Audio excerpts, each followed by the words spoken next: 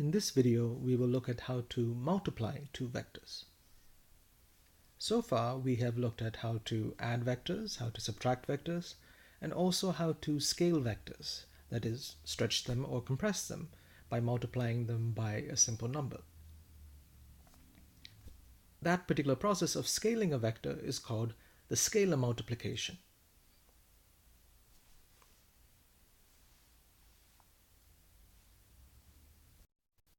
Of course, you don't have to multiply a vector by just a pure number. It could be a number along with units. For example, when we start to deal with force, we will see that what we are doing is multiplying the acceleration, which is a vector with units of meters per second squared, by the mass, which is a scalar, and which is measured in kilograms. When we multiply meters per second squared with kilograms, we get kilograms times meters per second squared, which is a Newton.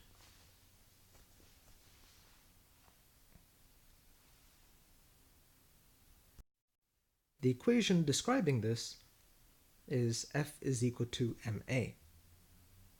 Notice that because m is a scalar, the direction of F will always be the same as the direction of a. And in fact, because m is always positive, they will always have the same direction and will not point in opposite directions.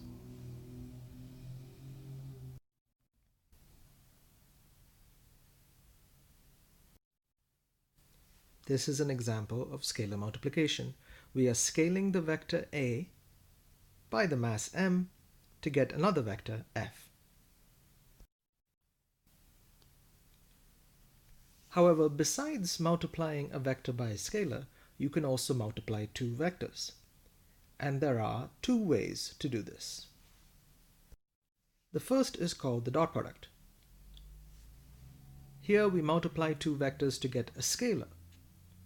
So our result loses any sense of direction. This is also sometimes called the scalar product. Obviously, do not confuse this with scalar multiplication. It is called the dot product because when writing the dot product of two vectors, you write a dot b. The other kind of multiplication of two vectors is called the cross product. Here the result is another vector.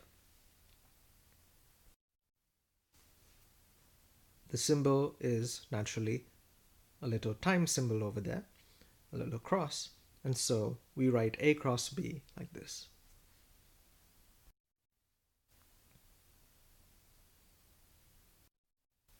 The value of a dot b is given by magnitude of a times magnitude of b times cosine of the angle theta between a and b. Remember, we said that the dot product should give you a scalar, and in fact that is what we get. The magnitude of a is not a vector anymore, it is just a scalar. Similarly, the magnitude of b is not a vector anymore, it is just a scalar. And cosine of the angle, again, just gives you a number. If these are our two vectors, a and b, what do we mean by theta? Theta is the angle between a and b when you put them tail to tail.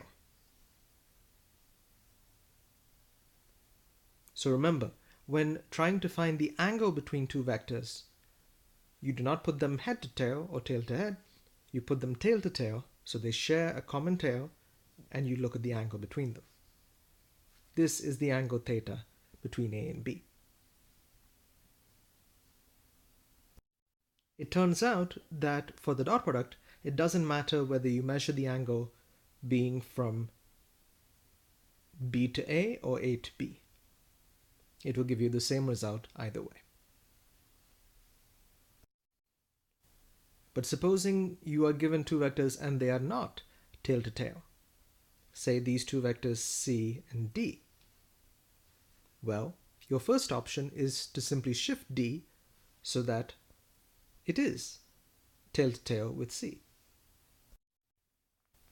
Now that it's been shifted so it's tail to tail, it is clear that this is the angle between the C and D. The other way to think about the angle between two vectors is that it is the angle through which you need to turn one of the vectors so that it aligns with the second one. What I am doing here is extending C with a little dashed line. This is the direction of C. If I want to turn C so that it aligns with D, I need to turn C through this angle. We can see that this is in fact the same as the angle that we saw before when D was placed over here. So remember, the angle between the two vectors is not this angle, it is this, the angle through which you need to turn C so that it aligns with D. Or equivalently, the angle through which you need to turn D so that it aligns with C.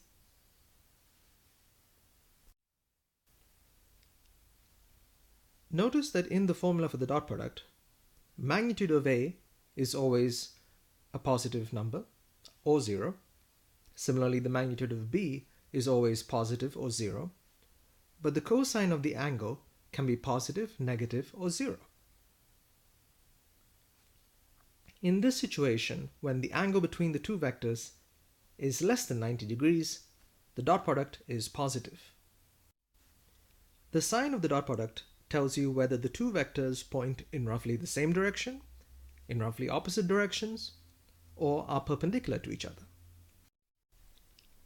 Here, the angle between them is less than 90 degrees, and cosine of such an angle will be positive. And in fact, they are pointing in roughly the same direction. In this case, they are pointing in roughly opposite directions. The angle between them is greater than 90 degrees. In such a case, the dot product of A2 and B2 will be negative. And in this case, A3 and B3 are perpendicular to each other. There is a right angle between them, and in this case, cosine of 90 degrees gives you 0. They are neither pointing in the same direction nor in opposite directions. They are, we say, orthogonal or perpendicular to each other. Here's a question for you to try. Is the dot product of vector C and vector D positive, negative, 0? Is there insufficient information to decide? Can you not take the dot product of these two vectors? Or does it depend upon whether you do C dot D or D dot C?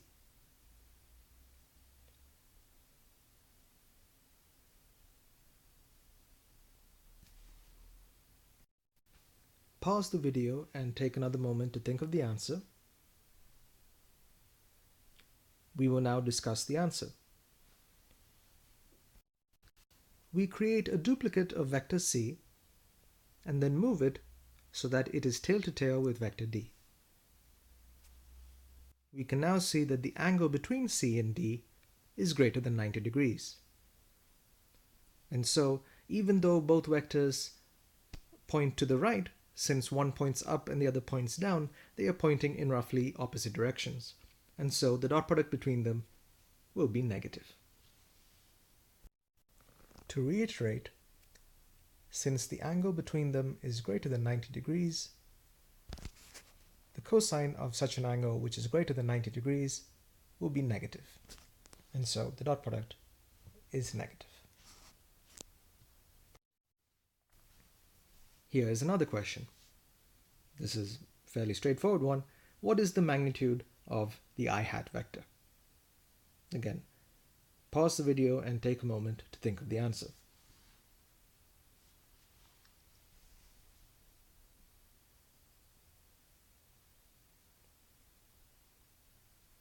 We will now discuss the answer. Remember that the I hat vector is called a unit vector because its magnitude is 1. It is not 1 meter. The unit vectors do not have a unit attached to them as such. They don't have meters or centimeters as such attached to them.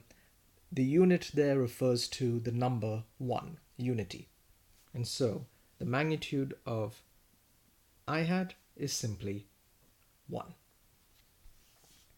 Remember that you can write the I hat vector in component form as 1, 0, 0, and then use the Pythagorean theorem to find the magnitude.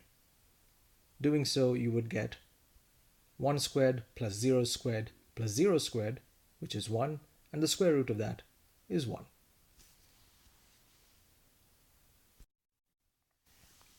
Here's another question.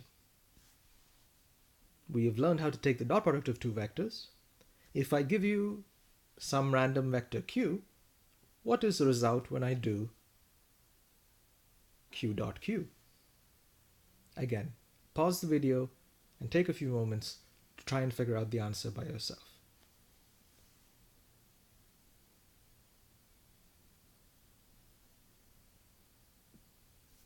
We will now discuss the answer. Using the formula we've learned for the dot product, we get that q dot q is magnitude of q times magnitude of q times cosine of the angle between them. But the angle between q and itself is just 0. Since the angle between q and itself is 0, we have cosine of 0, which is 1. The magnitude of q, remember, can be denoted as just capital Q without the arrow, right? With the arrow, it's a vector. Without the arrow, it's just a magnitude. So q times 1, which is q squared, which can also be written as magnitude of q squared.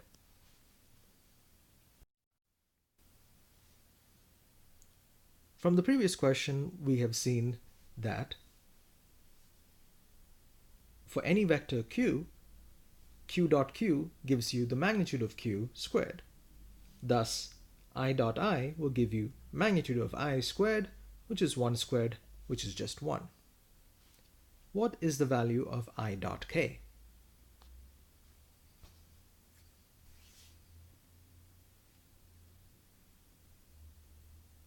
Pause and take a moment and try and figure out the answer by yourself using the formula for the dot product that we have already learned.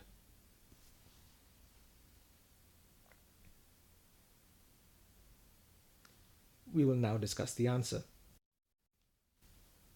I dot k is magnitude of I times magnitude of k times cosine of the angle between them. Since I is a unit vector, its magnitude is 1. K is also a unit vector, its magnitude is 1. And the angle between them is 90 degrees, because I lies along the x-axis and k lies along the z-axis. Cosine of 90 degrees is 0, and so I dot k is 0. This makes sense because we know that the dot product of two perpendicular vectors should be 0, and I and k are indeed perpendicular. To summarize the dot products of the various combinations of unit vectors, we see that I dot I is 1, j dot j is 1, and k dot k is 1. This is because I dot I will give us magnitude of I squared. Similarly, k dot k will give us magnitude of k squared, and these are all unit vectors, and their magnitude is 1. However, I dot j will give us 0, j dot k will give us 0, and k dot I will give us 0. This is because the dot product of two perpendicular vectors is 0. Another useful thing to remember is that cosine of minus theta is equal to cosine of theta. So, for example, cosine of 320 degrees can be written as cosine of 360 degrees minus 40 degrees, or cosine of minus 40 degrees, but that will be the same as cosine of 40 degrees. Because of that, it doesn't matter whether you measure the angle as going from vector A to vector B, or from vector B to vector A, and thus A dot B is the same as B dot A. So if k dot I is 0, then I dot k is also 0.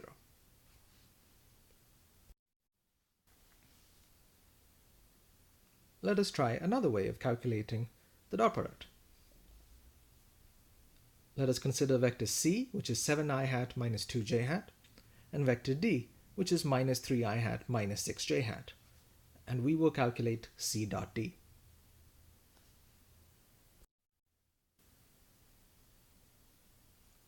what we will do is FOIL the product. We multiply the two I terms together. We multiply the I and j term together, then the j and I term together, and then the two j terms together. We have foiled it and written it out over here.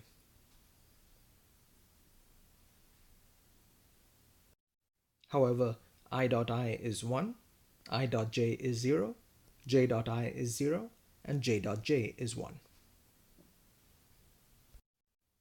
This simplifies to negative 21 plus 12, which is minus 9. Notice that the only products we really needed to pay attention to were the products of I with I. 7 times minus 3 gives us minus 21. And j with j. Minus 2 times minus 6 gives us positive 12. And then we add those products. Negative 21 plus 12 is negative 9. This leads us to another formula for the dot product. If vector A is axi hat plus ayj hat plus azk hat, and vector B is bxi hat plus byj hat plus bzk hat, the dot product of A and B is axbx plus ayby plus azbz. Again, remember, the result of the dot product is a scalar. Notice that the final answer does not contain I hat, j hat, or k hat. It is just a number with units.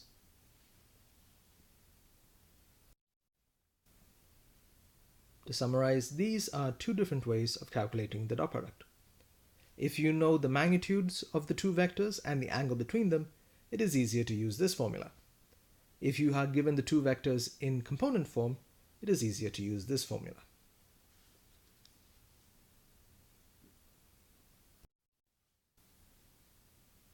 Let's get some practice with this new formula for the dot product.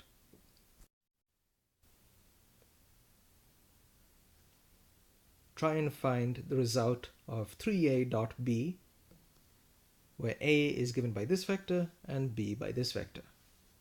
Pause the video and try and work this out and see which of the answers you get.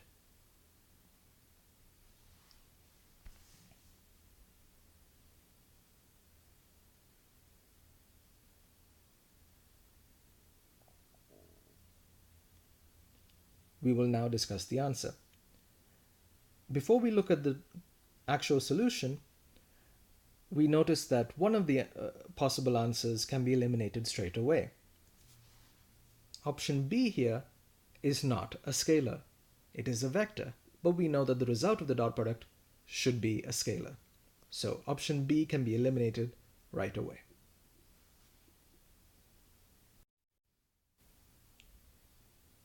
When doing the product 3a dot b,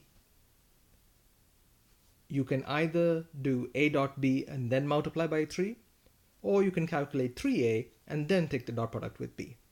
Either way will give us the same answer. I choose to leave the 3 outside and multiply it at the end. Taking the dot product of these two vectors a and b, again I multiply the x components. 5 times 3 is 15. I multiply the y components. Negative 2 times positive 4 is negative 8. Vector A had a z component. Vector B did not have a z component, and so I write the z component of B as 0 k hat. Negative 3 times 0 is just 0. We have 15 minus 8, which is 7, and times 3 is 21. We will revisit some of the results we derived earlier, but now using the new formula. We can write I dot j as 1 I hat plus 0 j hat plus 0 k hat, dot product with 0 I hat plus 1 j hat plus 0 k hat. And the result we see is 1 times 0 plus 0 times 1 plus 0 times 0, which gives us 0, which is the same result we got before. Similarly, for an arbitrary vector v, v dot v becomes vx plus vy plus vz. But that is vx squared plus vy squared plus vz squared. But that is the same as square root of vx squared plus vy squared plus vz squared, the whole thing squared. But this square root is the magnitude of v, and so v dot v is the magnitude of v squared, which can be written as v squared without the arrow.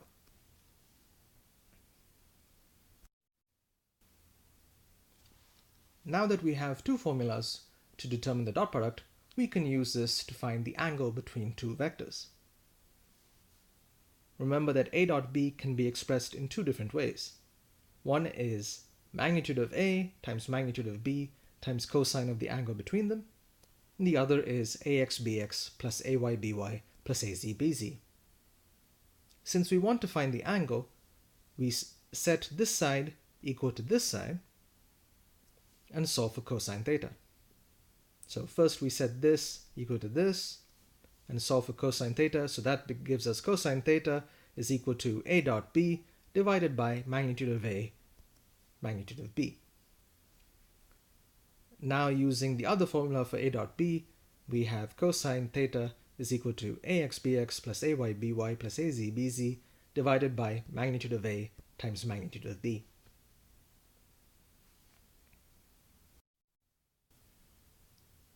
As an example, we will find the angle between vector c and vector d.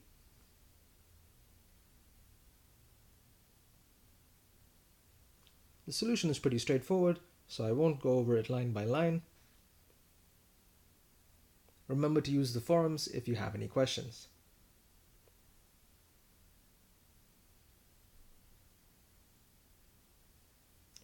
That is the end of this video. I'll see you in the next one.